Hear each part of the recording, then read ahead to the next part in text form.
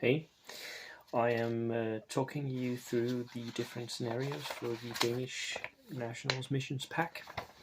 And the scenario that I've gotten to is another book mission. It's double envelopment. Double envelopment is an interesting one because both sides can move out of the deployment zone, and they do so by touching the edge. As I mentioned in envelopment, you only need to touch the edge of the board to get out. So there is a real possibility of leaving the board in turn 2 if you have a wheeled vehicle that can run the first turn and then run the second turn. And that will earn you 3 victory points. However, it's pretty dangerous to do that too early with something that you're going to need later on. Because if you do that, your fighting power is going to go down, right? If you send out troops that you might need to fight off the enemy, they're not going to be available for you for the rest of the game. So yes, you might get ahead on points, but you'll get behind on killing power,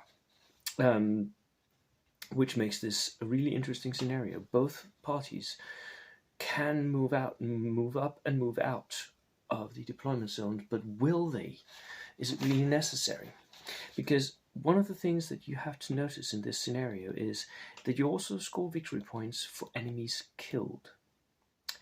So quite often you'll see good players play this as if it was a kill point scenario. You're just killing enemy units, getting ahead by 2, and making sure that the enemy cannot run out of your board edge. Or if they do, if they start running out of your board edge, you will at least have killed so many of them that when you run out of their board edge, you will still win. So that's an interesting dynamic you can get from this scenario. You can use reserves, you can use hidden deployment, and you deploy via dice in bag.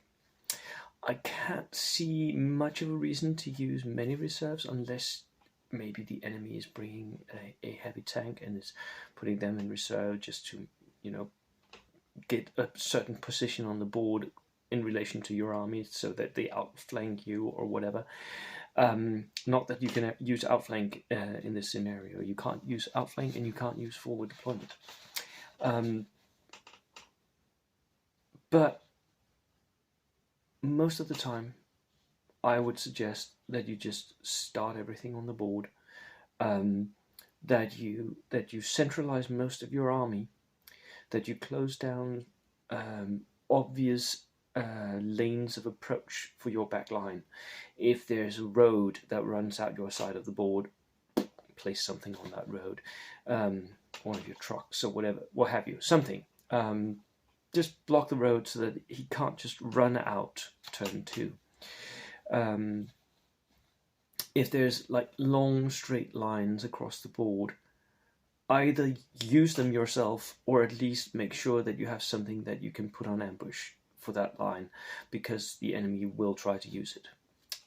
Ambush, when the enemy tries to sling something wheeled out, the thing to do is to go on ambush, and stay on ambush until you've closed down his opportunity to do anything.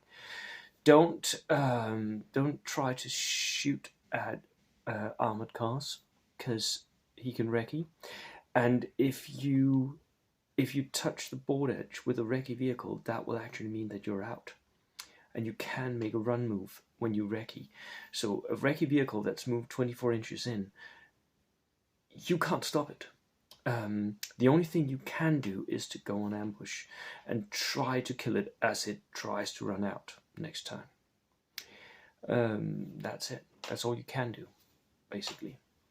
But my suggestion is that you play most of this scenario as if it was kill points, that you try to eat away at the enemy's army and make sure that your own army stays intact.